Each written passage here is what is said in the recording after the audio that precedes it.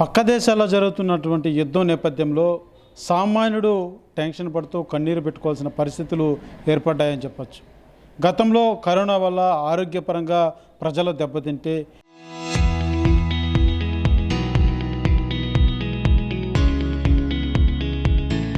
నేడు పక్క దేశాల్లో జరుగుతున్నటువంటి యుద్ధం నేపథ్యంలో ఇప్పటికే గ్యాస్ కొరతతోటి తీవ్ర ఇబ్బందులు పడుతున్నారు. అటు గృహిణీలు కావచ్చు, ఇటు కమర్షియల్గా ఆ హోటల్ యజమానులు కావచ్చు, ప్రతి ఒక్కరు కూడా పాతకాలం నాటి కట్టెల పొయ్యే దిక్కు అన్నట్టు విధంగా కూడా పరిస్థితులు ఇప్పుడే నెలకొన్నటువంటి పరిస్థితి ఉంది. ఈ నేపథ్యంలోనే ఇప్పటికే క్రూడ్ ఆయిల్ సమస్య కూడా ఏర్పడుతున్నటువంటి నేపథ్యంలో తాజాగా ఇంటికి వాడేటువంటి నూనెలు కావచ్చు, పప్పు దినుసులు కావచ్చు, ప్రతిదీ కూడా వాటి ధరలు రోజు కూడా పెరుగుతున్నటువంటి పరిస్థితుల్లో సామాన్యుడు టెన్షన్ పడుతున్నటువంటి పరిస్థితి ఉంది. ఎలా బతకాలి దేవుడా అంటూ కూడా ఒక ఆవేదన వ్యక్తం చేస్తున్నటువంటి పరిస్థితి ఉంది. ఇందుకు ఉదాహరణగానే మనం చూసుకున్నట్లయితే వంటకు వాడేటువంటి నూనె ప్రతిదీ కూడా దాదాపు 200 రూపాయల వరకు రేటు పలుకుతున్నటువంటి పరిస్థితి. అయితే హోల్సేల్గా 170, 172 రూపాయలు, 175 రూపాయలు ఇలా వేరియేషన్స్ తోటి ఉన్నప్పటికీ కూడా రీటైల్ ఏదైతే ఒక సామాన్యుడు వంట చేసుకునేందుకు నూనె ప్యాకెట్ కొనాలంటే 200 రూపాయలు ఖర్చు పెట్టాల్సిన పరిస్థితి ఏర్పడింది. గడిచిన 10 రోజులుగా కూడా ఈ ధరలు అన్నది మాత్రం ఆకాశాన్ని అంటుతున్నాయి. ఈ నేపథ్యంలోనే కూలీ నాలి చేసుకునేటువంటి ప్రతి ఒక్కరు కూడా ఒక ఆవేదన చెందుతున్నటువంటి పరిస్థితులు కూడా కనబడుతున్నాయని చెప్పాలి.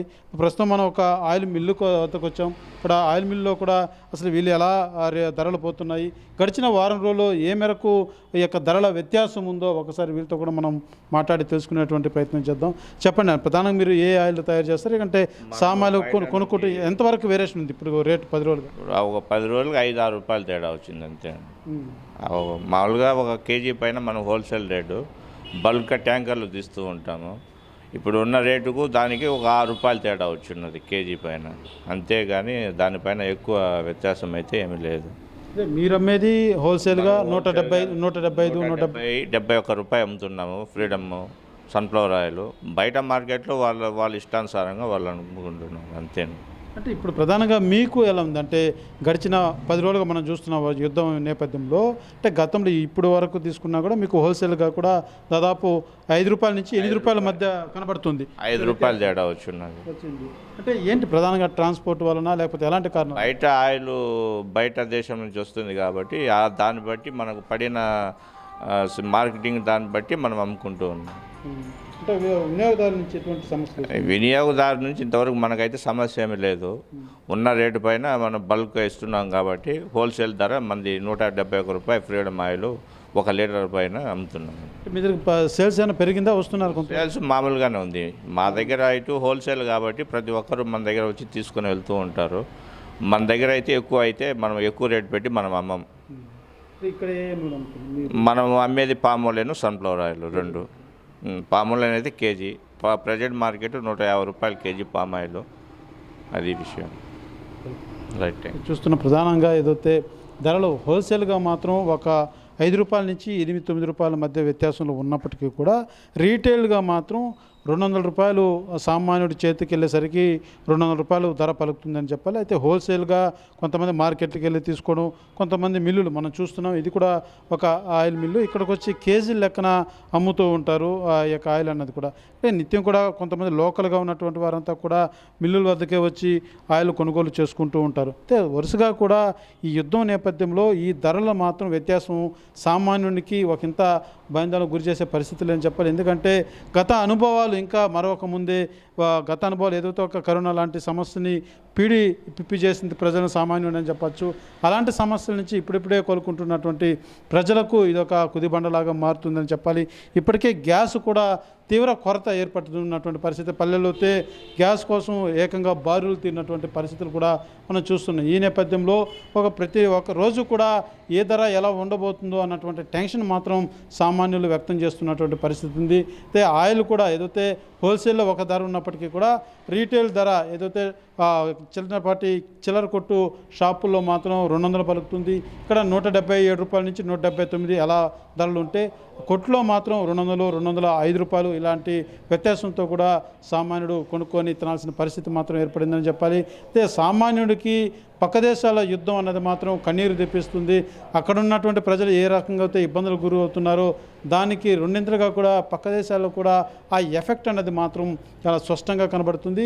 అయితే మనకు కూడా అలాంటి పరిస్థితులు ఎదురవడం పట్ల మాత్రం ఒకంత ఇప్పటికే కేంద్ర రాష్ట్ర ప్రభుత్వాలు కూడా సంసిద్ధంగా ఏదైతే ప్రజలకు ఎలాంటి ఆ ఇబ్బందులు లేకుండా ఉండేందుకు మార్గదర్శకాలు కూడా వెతుకులాడుతున్నటువంటి పరిస్థితి నేపథ్యంలో మాత్రం ఒకంత సామాన్యుడికి ఒక భయాన్ని ఆందోళన కలిగించేటువంటి పరిస్థితులు మాత్రం ఉన్నాయంటే ఖచ్చితంగా ఉన్నాయనేసని మనం భావించాల్సిన పరిస్థితి కూడా స్పష్టంగా మన కంటికి కనబడుతున్నటువంటి పరిస్థితులు. అయితే రానున్నటువంటి రోజు ఈ ధరలు చూస్తుంటే ఎక్కడ ఆకాశానికి వెళ్ళి కూర్చుంటాయన్నటువంటి ఒక ఆందోళన మాత్రం సామాన్యుల్లో వ్యక్తమవుతుంది.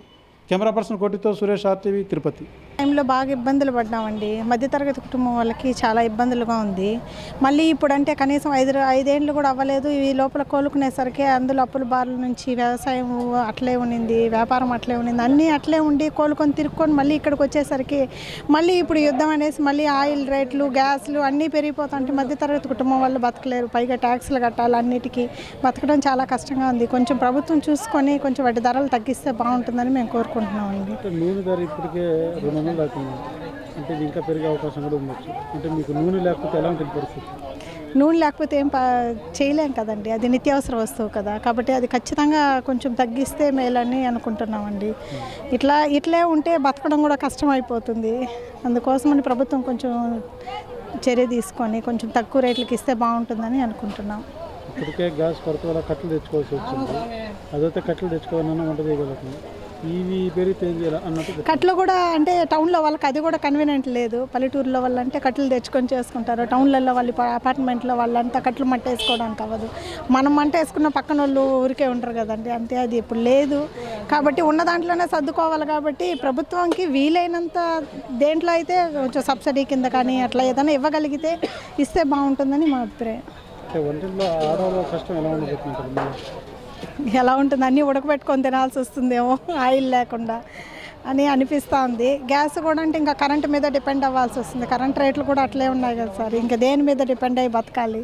కొంచెం పిల్లలు అందరినీ చూసుకోవాలి, హెల్త్ కూడా చూసుకోవాలి కదా. అన్నీ కరెంటు మీద అంటే కూడా కొంచెం కష్టం అవుతుంది. గ్యాస్, ఆయిల్ ఇట్లాంటివి నిత్యావసర వస్తువులు కొంచెం తగ్గించాలని అనుకుంటున్నాం. అన్ని నూనెలు అన్నీ ఆల్మోస్ట్ ఆల్ అంటే ముందంటే పల్లెల్లో అందరూ పండించే వాళ్ళు, ఈ కొనుక్కునే అవసరం లేకుండా వాళ్ళ ఇళ్ళల్లో వాళ్ళే పండించుకునే వాళ్ళు, నూనెని ఆడిచ్చేవాళ్ళు. ఇబ్బంది లేకుండా ప్రజల మీద ఆ భారం పడకుండా ఉండింది. ఇప్పుడు ఏమంటే అట్లా కాదు కదా, అన్నీ కొనుక్కోవాల్సిందే. ఎంత పొలాలు ఉన్న అగ్రికల్చర్ ల్యాండ్ ఉన్నా అన్నీ పండట్లేదు, అన్నీ మా దాకా రావట్లేదు. టౌన్ అయినా కూడా ఏం రావట్లేదు, అన్నిటికీ కొనుక్కోవాల్సిందే. కాబట్టి కొంచెం చూసుకోవాలని అనుకుంటా ఉన్నాము. ప్రభుత్వం మీద ఆధారపడి ఉండం. మధ్యతరగతి కుటుంబం అంతా ఇంకా అంతే కదండి. మరీ రిచ్ పీపుల్ అయితే మనమేం చెప్పనవసరం లేదు, వాళ్ళు ఎలాగైనా భరించగలుగుతారు. అది కొంచెం ఇబ్బందిగానే ఉంది. సుజని అండి.